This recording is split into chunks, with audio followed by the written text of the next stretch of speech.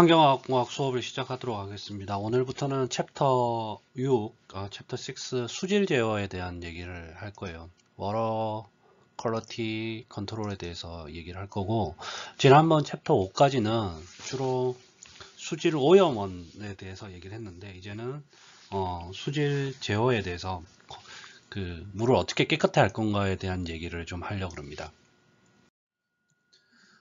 우선 그 인트로덕션에 들어가기 전에 그 환경공학 분야에 좀 얘기를 하자면, 환경공학 분야에서는 크게 여러 가지가 종류가 있긴 한데, 환경 분야에서 가장 핵심이 되는 게 이렇게 수질 관련한 연구를 하시는 분들이에요. 그래서 우리가 물론 환경 분야에 여러 분야가 있긴 합니다. 수질도 있고 대기도 있고 폐기물도 있고 뭐 여러 가지 LCA도 있고 여러 가지가 있긴 한데, 우리가 이게 화학에서 꽂은 유기학이라 그러잖아. 그리고 그 화공에서의 제일 끝단에 있는 제일 꽃은 뭐 분리기술, 분리공정 이런 걸 거고, 환경에서의 가장 메인 토픽은 수질이에요. 그래서 수처리에 대한, 그게 정수든 합해수든, 오늘 이번 시간부터는 이런 수질에 대한 얘기를 좀 하려고 그러고, 특히나 챕터 5장까지는 수질 오염에 대해서 얘기를 했으면, 이제 오염된 거를 어떻게 처리할 것인가, 그리고 이 수질 오염된 것도 딱 크게는 두 가지로 나눌 수가 있습니다. 우리가 마시는 물하고 사용했던 물, 마시는 물을 어떻게 깨끗하게 얻을 것인가와 사용했던 물을 어떻게 하면 깨끗하게 처리를 해서 보낼 건가, 이거거든요. 그래서 그런 얘기를 좀 하려고 그래요. 그걸 기술적인 내용으로.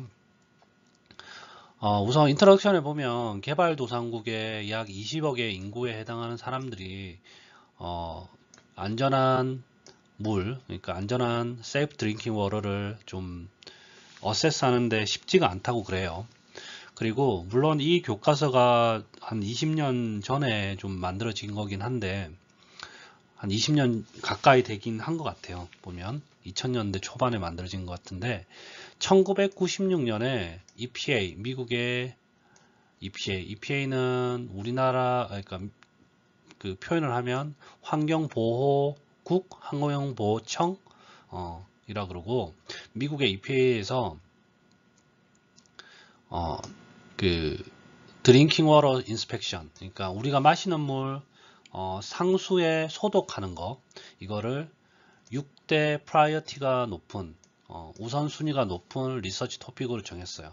그만큼 이 드링킹 워터를 질을 관리하는데 굉장히 중요하다는 얘기죠. 그리고 우리가 마시는 물을 보호하는 데 있어서 두 가지 방법이 있는데, 하나는 그 입법기관이 법을 만드는 거하고, 또 하나는 그 기술을 연구하는 사람, 우리 같은 엔지니어나 과학자들이 기술적인 가이드라인을 줘서 얘네들이 그 입법기관에서 입법자들이 법을 잘 만들 수 있게끔 하는 거예요. 실제 우리가 다 환경을 깨끗하게 사용하고 보호해야 되고, 보호한다는 말이 좀 이상하긴 하지만 환경을 오염시키지 않아야 된다는 거는 알고는 있지만, 사람들이 그 강제성이 없으면 잘 안 지키죠. 그래서 수질 오염을 제어하는 것도 두 가지 방법으로 접근을 해야 되는데, 그 중에 하나가 법적인 내용, 레귤레이션 하는 내용하고, 그리고 기술적인 내용, 그러니까 사이언티픽 혹은 엔지니어링 커뮤니티에서 테크니컬, 기술적인 가이드를 주는 거,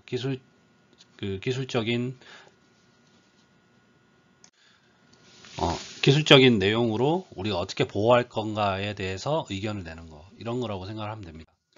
자, 도시 수도에서 합해수, 도시의 머니시플 워터하고 웨스트 워터 시스템에 대해서 좀 얘기를 할게요.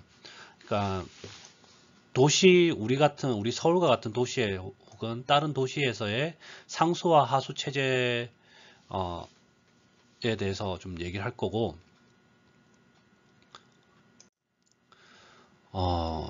워러본 디지즈, 우리가 예전에 수인성 질병이라 그랬죠. 수인성 질병들, 물에 의해서 발생하는 질병들, 수인성 질병들을 확산을 막기 위해서 그 캐리어, 그리고 패시스, 워러, 빅텀, 그러니까 전달체, 배설물, 물 희생자의 고리를 끊는 두 가지 시스템이 컴바인이 되어 있다고 합니다. 하나는 워러 컬렉션, 그리고 트리트먼트, 디스트리뷰션 시스템에서 디스트리뷰션 시스템을 관련한 거고, 하나는 웨이스트 워러 컬렉션, 그리고 트리트먼트 시스템 관련된 거예요. 그래서 쉽게 말해서 물을 도시 수도하고 그 다음에 합폐수 시스템에서 우리가 수질을 관리한다는 의미는 두 가지만 생각하면 됩니다. 하나가 이런 상수도 시스템, 수도 시스템. 이게 뭐냐면 상류에서 물을 이렇게 끌어와 가지고 트리트먼트 해가지고 디스트리뷰션 홈이나 뭐 산업이나 공장에 이렇게 쓸 수 있게끔 제공하는 것. 여기 나와 있듯이 첫 번째 시스템은 물을 컬렉션하고 트리트먼트하고 그리고 디스트리뷰션 분배해서 깨끗한 안전한 드링킹 워러를 제공하는 거. 이게 이제 세이프 드링킹 워러 액터 안전 음용 수법에 의해서 컨트롤이 되고요. 그리고 세컨 시스템 같은 경우는 아까도 얘기했지만 합폐수 처리 시스템, 그러니까 웨이스트 워러 컬렉션, 우선 사용한 물을 이 사용한 물을 인더스트리 웨이스트 워러나 혹은 집에서 사용한 물을 모아야 되겠죠. 그래서 웨이스트 워러 컬렉션하고 컬렉션 된 거를 다시 처리하는 이 플랜트에서 웨이스트 워터 트리트먼트 플랜트에서 처리하는 이 합폐수 처리 시스템 이거고, 얘네들은 결국 그러면 뭘 하느냐, 우리가 가정이나 산업계에서 물을 쓰고 나면 물이 오염이 되겠죠. 그래서 그 컨테미넌트 오염 물들을 처리를 하고 제거를 하고 이걸 다시 지역의 하천이나 호수나 이런데 내보내요. 그러면 이거는 뭐에 의해서 레귤레이션이 되느냐, 클린 워러 액터라고 청정물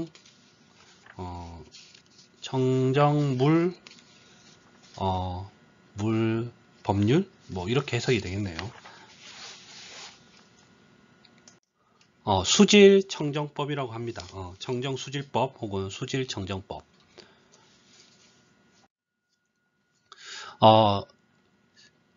그림 피겨 6-1을 보면 도시에서 물이 어떻게 사용되는지를 간단하게 설명이 되어 있어요. 처음에 물의 상류에서 강의 상류, 우리 서울로 따지면 예를 들어서 뭐 남한강이나 북한강의 상류, 뭐 춘천이나 여주나 이런 데도 되겠죠. 그리고 뭐 팔당댐 전에, 그래서 이렇게 상류에서 물을 이렇게 끌어옵니다. 그래서 워러 트리트먼트 시스템을 거쳐 가지고 깨끗하게 우리가 마실 수 있는 물을 가정이나 이렇게 산업계나 이런 식으로 공급을 합니다. 그래서 이렇게 컬렉션 하는 부분, 그리고 트리트먼트 하는 부분, 하늘색으로 표현할게요. 컬렉션 하는 부분, 트리트먼트 하는 부분, 그리고 디스트리뷰션 하는 부분, 그리고 홈이나 인더스트리에서는 우리가 물을 쓰죠. 쓰고 나면 이제 물을 한번 썼기 때문에 얘네들은 이제 합폐수가 되는 거죠. 하수나 폐수가 되는 거죠.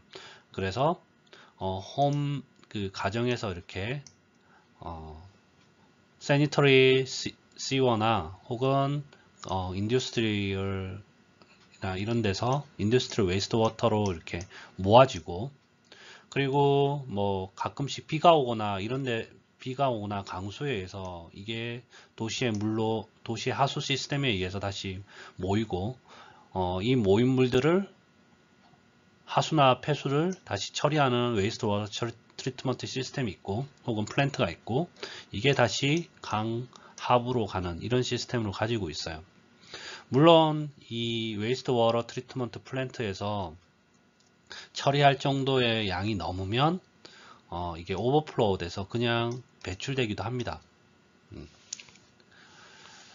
그리고 스톰 시워 같은 경우는 그냥 다이렉트리 배출되기도 하고요.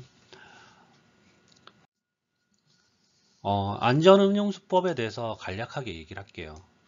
우리가 마시는 물에 대한 법률이고 실제 1912년부터 나타난 법률이라고 합니다. 뭐 이런 거는 중요하지 않고 어쨌든 우리가 깨끗한 물을 마시기 위해서 법률이 하나 있는데 이게 안전음용수법 SDWA라고 그래요. 물론 이거 미국 법이에요. 우리나라도 뭔가 있겠죠. 이거를 나중에 좀 조사를 좀 해보려고 그래요. 저도 우선 워터 퀄리티를 드링킹 워터 퀄리티를 프로텍션하는 보호하기 위한 법률이고 그리고 EPA에서 설립을 했다고 합니다. EPA에서 그리고 이 법률 안에는 뭐 그 내용을 적어 놓긴 했는데 뭐 중요한 건 이거라고 생각을 해요. 이 법률 안에서 드링킹 워터의 음용수의 드링킹 워터의 퀄리티를 컨트롤하기 위해서 스탠다드 기준을 두 가지 카테고리로 만들었어요. 하나가 첫 번째가 프라이머리 스탠다드, 두 번째가 세컨더리 스탠다드인데 첫 번째 기준이 뭐냐면 첫 번째 프라이머리 스탠다드는 우리 물을 마셨을 때 건강에 관련된 기준이에요. 건강에 관련된 기준이고 92개의 프라이머리 스탠다드가 있다고 합니다. 그 중에 83종류는 맥시멈 컨테미넌트 레벨이라고 MCL 레벨이 있다고 하고 그리고 나머지 9개는 특별한 좀 처리가 필요한 애들 이런 게 있다고 그래요. 그리고 세컨더리 스탠다드는 뭐냐면 꼭 이 헬스에 직접적으로 관련은 없지만 그래도 냄새나 혹은 컬러나 맛 드링킹 워터의 뭐 이런 것들 그러니까 이게 미학적 심미적 요소라 그러는데 이런 거 하고 그리고 코로시비하고 뭐 경도라 그러나 물의 하드니스 이 비심미적인 기준이 있다고 얘기를 합니다. 위에 프라이머리 스탠다드 같은 경우는 뭐 다음 슬라이드에서 표로 잘 나타나 있긴 하는데 우리가 마시는 물인데 생수에 중금속이나 VOC나 뭐 암을 발생시킬 수 있는 칼시노젠 같은 게 있으면 안 되겠죠. 그러니까 그런 기준을 만든 거고 그리고 세컨더리 스탠다드 같은 경우는 우리가 마시는 물 중에서도 물의 향이나 맛이 안 좋은 경우도 있어요. 근데 그게 꼭 우리 건강에 엄청난 영향을 미치냐 그러질 않죠. 그리고 물에 소금을 좀 탔다고 해서 혹은 칼슘이 좀 미네랄이 좀 많다고 해서 못 마시는 물은 아니죠.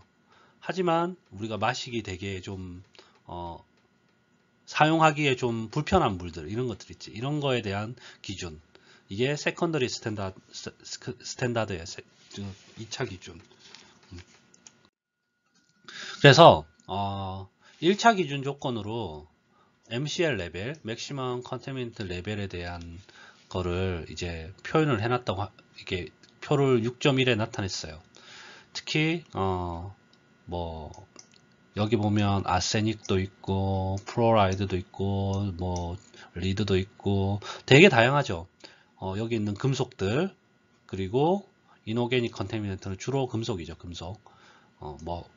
성면도 있고 그리고 나이트레이트 성분도 있고 이거는 뭐 금속은 아니지만 염들 그리고 오게닉 컨테미넌트도 있습니다. 오게닉 컨테미넌트도 뭐 벤젠 같은 애들 뭐 이런 거 엄청 뭐 클로린이 붙은 애들 클로로벤젠 이런 애들 뭐 발암물질이죠. 이런 거에 대한 기준이 표의 6.1에 안전음용수법에 있는 SDWA 법에 있는 화학적 기준부터 좀 얘기를 해볼게요. 화학적 기준.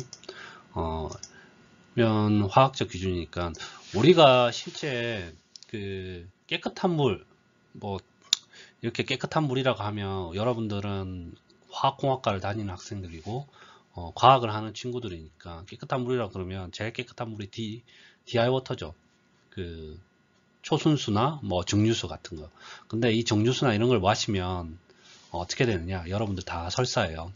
우리 몸에서는 물을 마실 때 그 물 안에 있는 미네랄이든지 어떤 성분이 있어야 몸에서 물을 흡수하고, 그거를 이제 몸의 기관들이나 장기들이나 이런, 어, 몸에 있는 이런 기관들이 잘 움직일 수 있게끔 해줘요. 근데,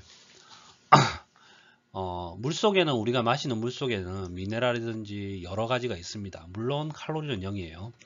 그러면 오게닉 컴파운드는 없다는 얘기지. 자, 근데 이 물에 대한 화학적 기준을 좀 보면 우선 이노게닉 케미컬 같은 경우는 당연히 뭐 메탈이나 톡식한 메탈은 없어야 되겠지. 뭐 비소, 카드뮴, 남, 뭐 수은 이런 거 없어야 되고, 그리고 나이트레이트 그리고 나이트라이트 이런 것들은 블루베이비 신드롬을 일으킨다고 합니다. 그리고 프로라이드, 불소 성분, 그리고 성면 조각 같은 거 이런 것도 굉장히 치명적이죠. 그리고 케미컬 스탠다드 중에서 또 오게닉 케미컬 컨테미넨트에 대한 스탠다드가 있는데 그 MCL 레벨들이 조금 전에 표에서 표 6.1에서 봤듯이 다 있습니다. 이거를 주로 세 가지 그룹에 의해서 오게닉 케미컬들은 세 가지 그룹에 의해서 나누는데 하나가 합성 오게닉 케미컬. 이거는 인간의 활동에 의해서 만들어진 케미컬들을 말해요. 그리고 얘네들은 그 농업이나 산업의 프로덕트의 컴파운드로 되게 매니팩처링에서 컴파운드로 많이 쓰이죠. 그리고 VOC 같은 애들, 볼라타일 오게닉 컴파운드, 얘네들도 뭐 그 신세릭 케미컬이긴 한데 신세릭 오게닉 케미컬이긴 한데 쉽게 베이퍼라이제이션 되는 애들, 뭐 벤젠, 톨루엔, 자일렌 뿐만 아니라 포르말데히드, 에탄올, 때에 따라서 에탄올도 양이 그 농도가 높으면 위험하기도 하죠. 그리고 메탄올이라든지 뭐 이런 애들. 그리고 또 다른 중요한 카테고리가 DBP라고 하는 디스인펙턴트 바이프로덕트예요. 이거는 뭐냐면 우리가 그 물을 상수도에서 우리 집으로 물을 수도에서 물을 얻기 전에 거기에 병균 같은 게 있으면 안 되니까 소독을 한단 말이야. 그 소독제로 주로 뭐가 쓰이냐면 클로린이 있는 소독제가 쓰여요. 예를 들어서 우리 집에서 쓰는 소독제 뭐가 있죠? 락스 있지, 락스. 락스가 뭐냐면 차염소산이라고 NaOCl 갑자기 기억이 안 나네. CL2인가? 뭐 하여튼 차염소산이라는 게 있어요. 차염소산. 차염소산이라고 있는데 그 락스 그게 NaOCl이고 소듐하고 OCl 차염소 이온하고 그 물속에 있는 오게닉 컴파운드들이 가끔씩 반응을 해. 그러면 화학 반응을 하고 나면 클로린이 붙어 있는 오게닉 물질들이 만들어져요. 이런 걸 이제 DBP, 디스인펙턴트 바이프로덕트라 그러는데 여기 나와 있듯이 차염소과 같은 소독제가 오게닉 케미컬과 반응을 해가지고 유독한 프로덕트를 만든 거 이런 거 혹은 뭐 그 디스인펙턴트 소독제 그 자체 여기는 오게닉 케미컬이니까 그 바이프로덕트를 소독제하고 물속에 있는 유기물질하고 반응을 해서 톡식한 바이프로덕트를 만든 거를 디스인펙턴트 바이프로덕트. 그리고 그 오게닉 DPP의 카테고리 그 두 가지 카테고리가 그 레귤레이션에 적용을 받는데, 하나가 뭐냐면 THM이라고 트리할로메탄, 또 다른 하나는 HAA 할로 아세틱 애시드라고 합니다. 이거 둘 다 여기 있는 것처럼 이 할로가 뭐냐면 할로겐 물질이에요. 그러니까 우리가 쉽게 싸게 얻을 수 있는 할로겐 물질 CL이죠. 그래서 클로린이 차염소산이든 아니면 클로린 가스든 클로린이 소독제로 쓰이는데, 얘네들이 어떠한 오게닉 컴파운드하고 반응을 해가지고 만들어진 애들, 이게 DPP라 그랬고, 그 DPP 중에 우리가 레귤레이션에 적용되는 두 개의 DPP가 THM이랑 HAA다. 그리고 이 THM이랑 HAA는 둘 다 그 암을 유발할 수 있는 물질이에요. 그리고 좀 재미난 얘기를 하자면, 여러분들이 그 깨끗한 물을 안 먹으면 그 많은 사람들이 장티푸스나 혹은 설사병에 걸려요. 물론 장티푸스균이 그 물에 있을 때 말하긴 한데, 그러면 많은 사람들이 설사병에 걸리는 게 좋을까, 아니면 이 소독제를 써가지고 혹시나 남아있을지 모를 그 암을 시킬 수 있는 DBP 바이 프로덕트가 만들어져 소수의 사람이지만 암에 걸려서 고통을 받는 게 나을까? 우리는 엔지니어잖아요. 그래서 이런 걸 고민을 해야 돼.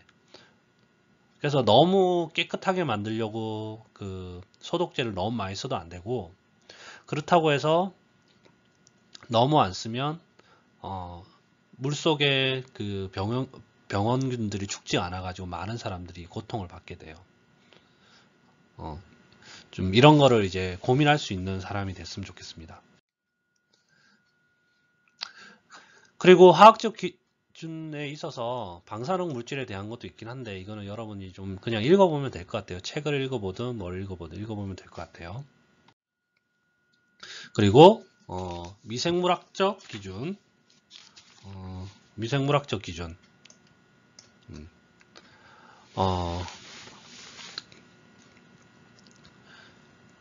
그 미생물학적 기준에 있어서 그 미생물학적 그 오염 물질의 MCL 레벨이 또 화학적 기준의 또 다른 카테고리고, 이거를 테스팅하는 방법 같은 경우는 되게 심플합니다. 그 방법은 뭘 기본으로 두고 있냐면, 배설물 오염의 증거로서 배설물 오염의 에비던스를 증거를 그 테스팅함으로써 우리가 알 수 있고, 이 방법은 주로 이 우리 몸속에 있는 이콜라이, 우리 대장균이라 그러죠. 대장에 있는 균이라서 대장균이라 그래요. 이 대장균을 오염의 척도 인디케이터로 써요. 인디케이터 오거니즘을 써. 쉽게 말해서 물이 바이올로지컬 컨테미넌트에 마이크로바이올로지컬 컨테미넌트에 오염이 됐다 안 됐다를 물속에 있는 대장균의 수로서 우리가 대장균의 농도로 간접적으로 측정을 하는 거예요. 이렇게 할 수 있는 가정이 뭐냐면, 우선 대장균이 없으면 그 병원균이 없다는 가정을 제일 먼저 써요. 왜냐하면 균들 중에서도 그나마 그 우리 몸속에서 바깥으로 배출됐을 때 오래 살 수 있고 좀 그 라이프 타임이 긴 애들이 대장균이거든. 대부분의 균들은 병원균들은 몸속에 혹은 우리 인체나 혹은 다른 동물에서 밖에 나왔을 때 그렇게 오래 살지 못해요. 이러한 가정으로 우리가 검출을 한다. 그리고 첫 번째로 이런 가정을 할 수 있는 이유가 우리 사회에서 하수의 병원군을 유입하는 것은 상대적으로 극소수예요. 예를 들어서 우리 사회에서 주로 병원군을 가지고 있는 사람이 이 웨이스트 스트림에 배출하는 것은 극소수고, 많은 사람들은 이 이콜라이를 배출하는데 분포를 합니다. 그죠? 그러므로 이 대장균이 이 병원군보다 훨씬 더 많다.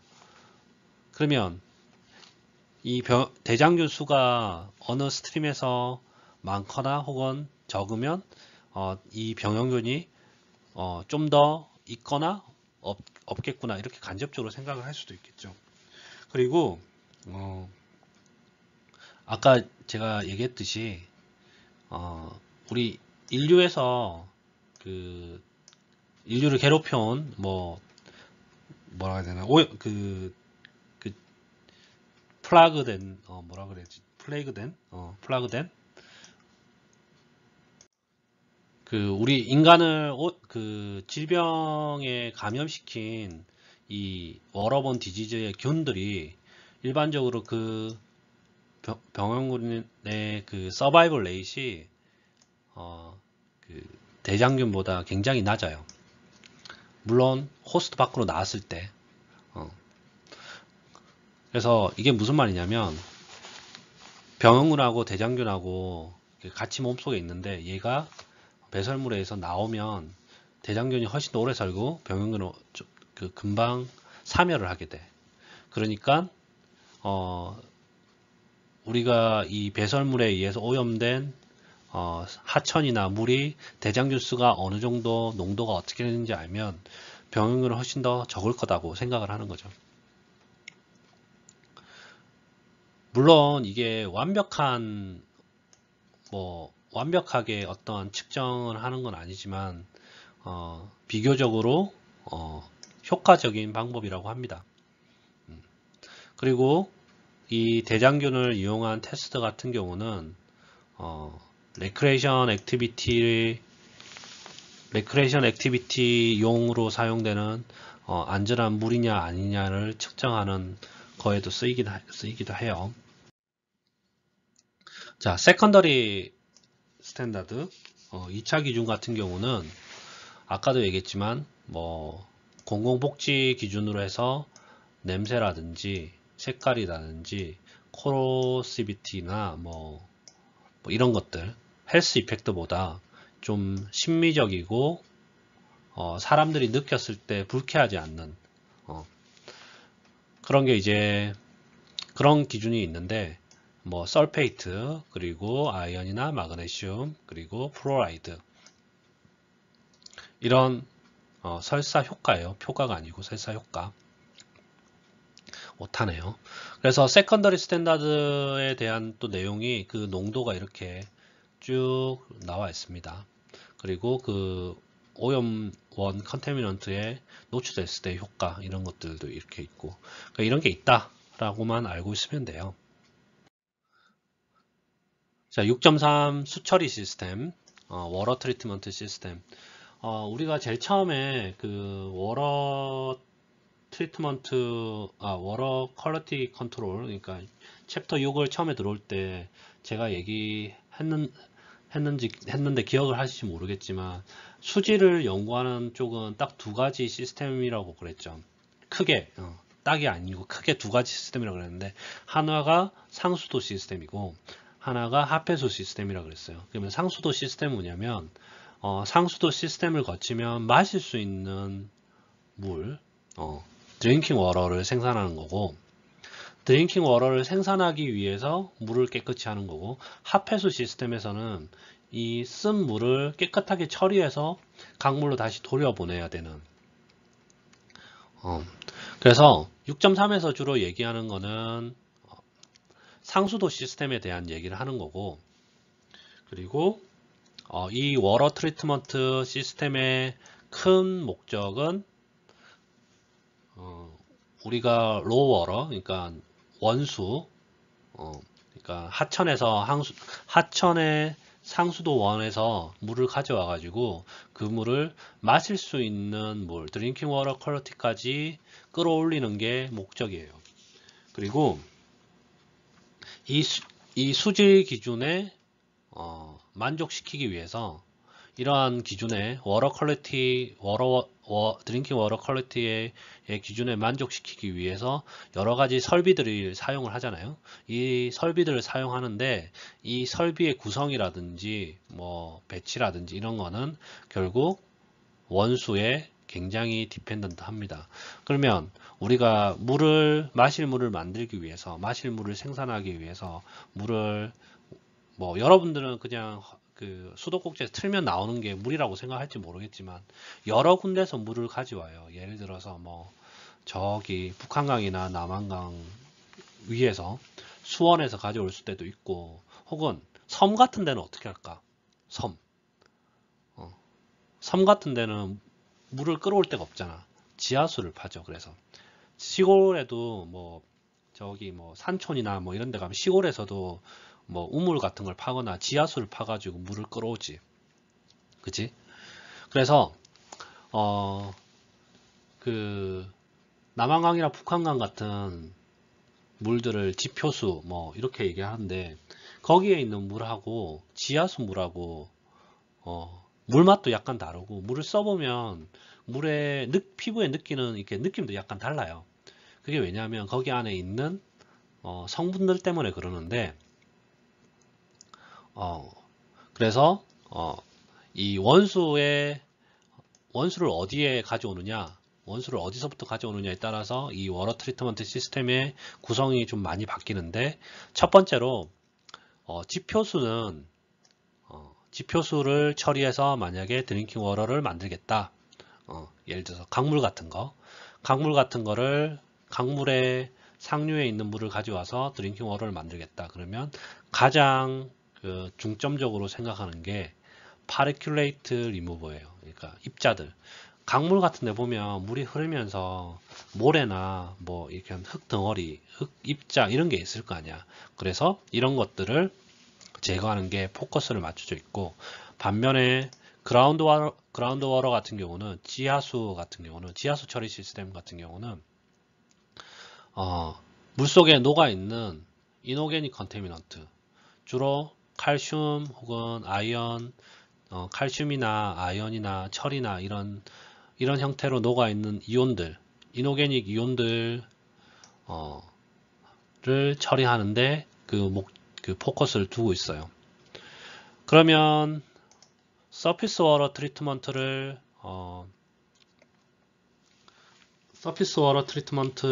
하는 시스템에 대해서 좀 봅시다.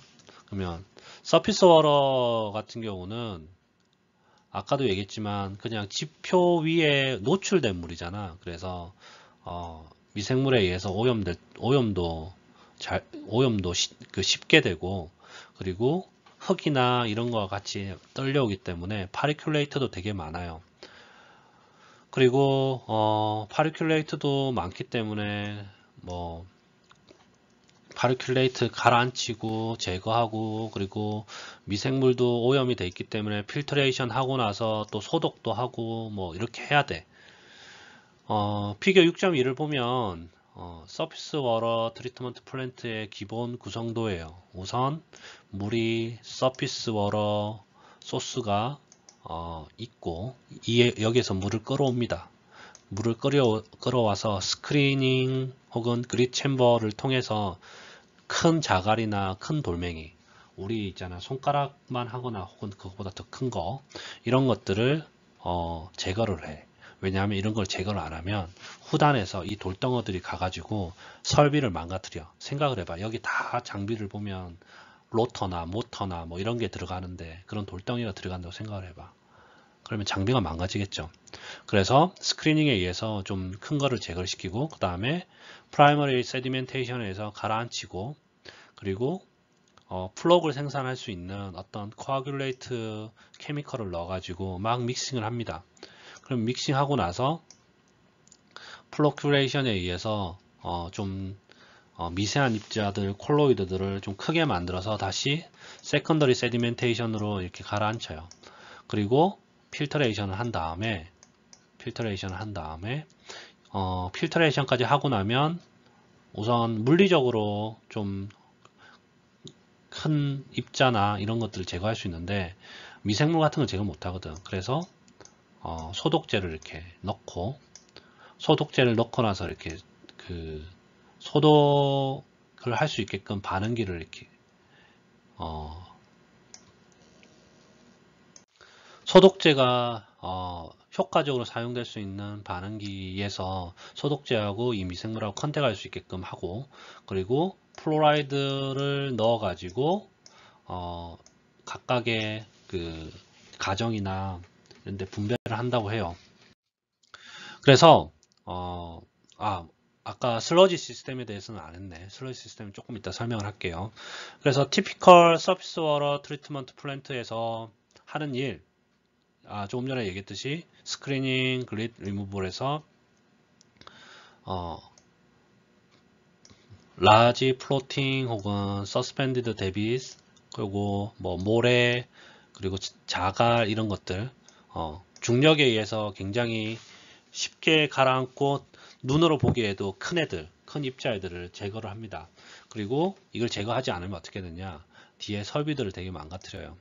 그리고 프라이머리 세디멘테이션, 세디멘테이션이란 뭐냐면 침전조라고 그러는데 1차 침전조라고 생각을 하는데 우리가 여기서 스크리닝을 거치고 나면 그래도 어떠한 모래, 작은 진흙이라든지 모래라든지 이런 흙들이 포함된 물이 이렇게 그 프라이머리 세디멘테이션 리액터 혹은 세디멘테이션 탱크 뭐 여기로 들어오는데, 여기서 뭘 하느냐, 그냥 물을 천천히 흐르게 해줘. 물을 천천히 흐르게 하면 물이 흐르면서 입자들이 어떻게 되겠죠? 중력에 의해서 가라앉게 돼. 근데 이 프라이머리 세디멘테이션 탱크를 지나가는데 체류 시간이 몇 시간 정도 돼요. 그러면 물이 천천히 이렇게 지나가면서 입자들은 중력에서 쭉 가라앉고 물론 그게 오게닉도 있을 거고 혹은 뭐 그냥 이노게닉 흙 같은 것도 있을 거고 그럴 거긴 한데, 이 물이 이제 어디로 들어가냐, 라피드 믹슨 코아굴레이션 챔버로 들어가요. 여기서는 뭘 쓰느냐, 여기서는 어떠한 케미컬을 써가지고 막 섞어줘. 그러면 우선 프라이머리 세디멘테이션 챔버에서 어느 정도 큰 입자들은 제거를 했기 때문에 그 외에는 이제 작은 입자들이 있거든. 작은 입자들. 그러면 이 작은 입자들을 어떻게 하느냐, 라피드 믹싱 앤 코아귤레이션 이 반응기에서 막 케미컬을 넣고 섞여주면, 화학 물질을 넣고 섞여주면 서스펜디드 파리클, 콜로이드 같은 애들이에요. 콜로이드 같은 애들이 그 충돌을 해가지고 큰 덩어리의 입자를 만들어요. 그리고 얘를 플럭을 만드는 플로크레이션 프로세스로 보내게 되고, 여기서 그 플럭을 만드는 이 프로세스에서 입자들이 조금 더 큰 플럭을 만들게끔 합니다. 그리고 이 플럭을 만들었으니까 이 플로크레이션에서는 모터로 그냥 물을 이렇게 넘겨주는 역할을 하거든. 그럼 막 또 섞인 상태에서 넘겨주겠지. 근데 아까 코아귤레이트를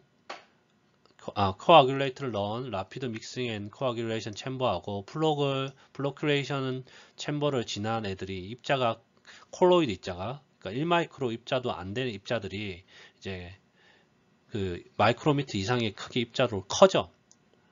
그래서 얘네들을 다시 세컨더리 세디멘테이션 챔버에서 가라앉힙니다. 가라앉혀. 그리고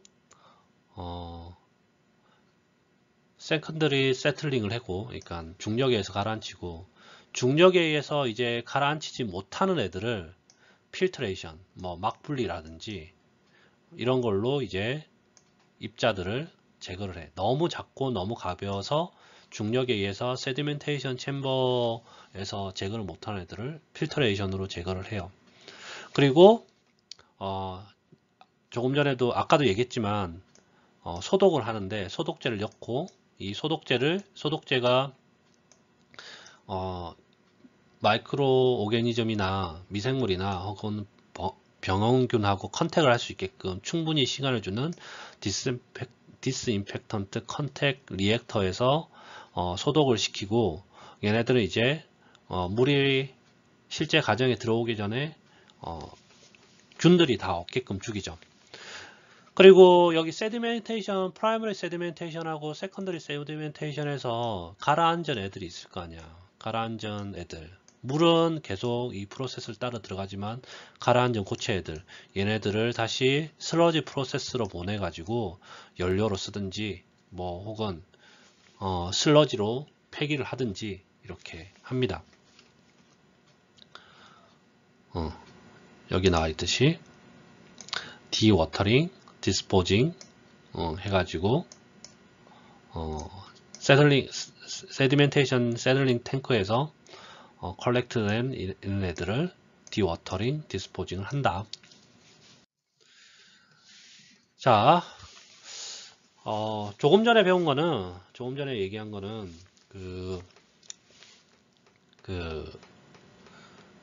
지표수, 강물이나 호수나 이런 우리가 표면에 노출된 수원에서 물을 가져올 때 얘기고, 지금은 이제 지하수에서 물을 가져올 때 얘기를 해봅시다. 지하수는 우리가 지하에서 홀을 뚫어가지고 물을 끌어올리는 거죠.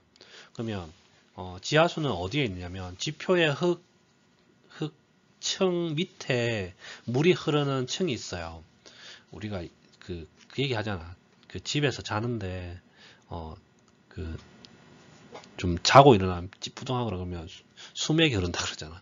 그런 거. 그러니까 그 집 밑에 땅 밑에 물이 흐르는 거예요. 그러니까 그래서 이런 걸 지하수라 그러고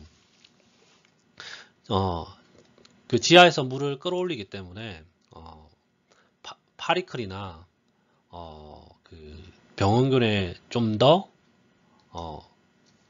덜 취약을 해요.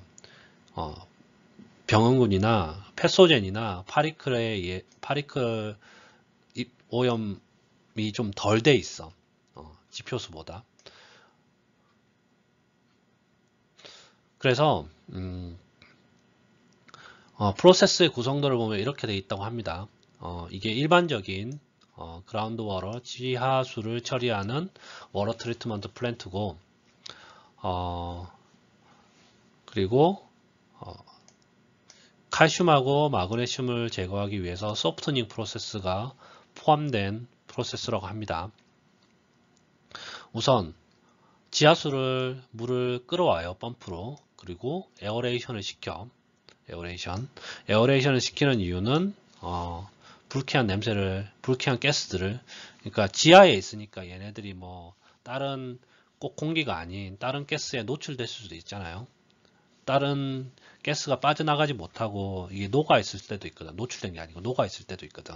그래서 이걸 제거하기 위해서 에어레이션을 하고, 그리고 라임하고 소다애쉬 뭐 이런 걸 해가지고 라피드 믹싱 코아귤레이션하고 플로큐레이션하고, 그 다음에 이걸 세디멘테이션을 통해서 플로큐레이션에서 플록이 만들어지니까 이게 가라앉혀야 되겠죠. 가라앉혀서 다시 리카보네이션, pH하고 알카리니티를 조절하고 필터레이션 한 다음에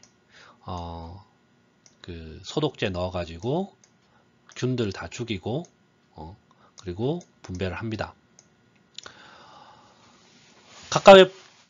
각각의 설비에 대해서 그라운드 워터 플랜트, 트리트먼트 플랜트의 각각의 설비에 대해서 좀 설명을 하자면, 에어레이션은 말 그대로 가량으로 녹아 있거나 좀 불쾌한 냄새를 안기는 뭐 가스 이런 것들을 제거하는 역할을 해요.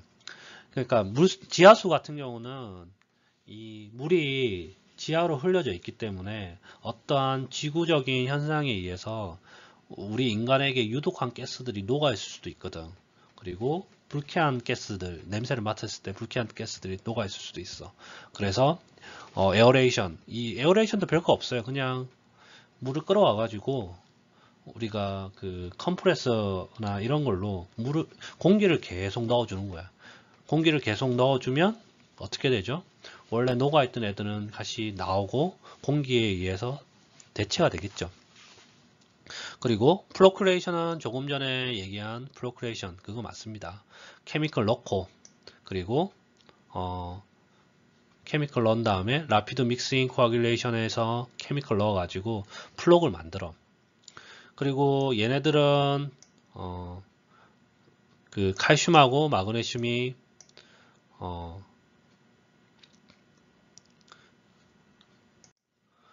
솔로빌리티 리밋을 다시 한번 얘기하면 케미컬을 막 넣는데 라임이나 소다 애쉬를 넣어서 소다 애쉬라는 케미컬을 넣어 가지고 마그네슘하고 칼슘이 그 솔로빌리티 한계를 리밋을 넘게끔 만든다고 합니다. 그리고 세디멘테이션에서는 그 하드니스 입자 여기서는 칼슘 옥사이드, 마그네슘 옥사이드가 될 거예요.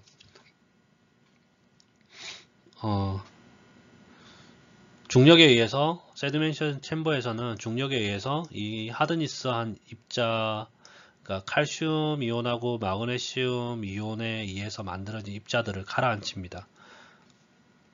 그리고 리카보네이션 재탄산화 공정이라고 그러는데 이거는 물의 pH하고 알칼리니티를 조절을 해요. 그리고 하드니스 물의 하드니스를 야기하는 이온을 한 번 더 그 프리시피테이션 시킵니다.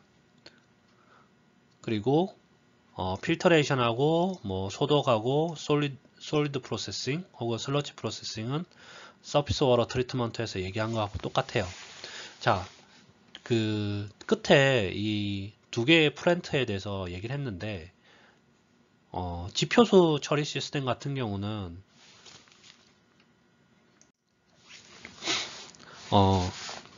제일 처음에도 얘기했듯이 모래 입자나 진흙 입자나 입자들 제거하는 거하고 그리고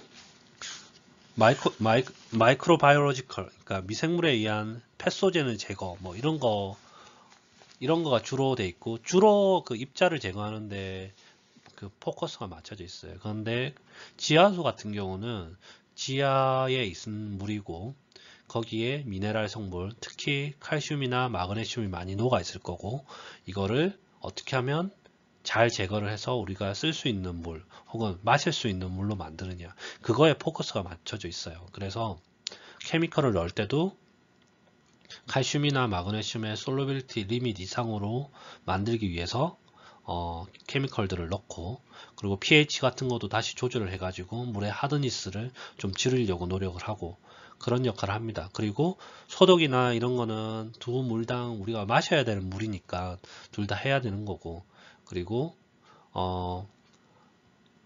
지표수 앞선 지표수 같은 경우는 입자를 많이 제거하는 게 목적이다 보니까 세디멘테이션 챔버가 두 개이지만 지하수 같은 경우는 세디멘테이션 챔버가 하나죠.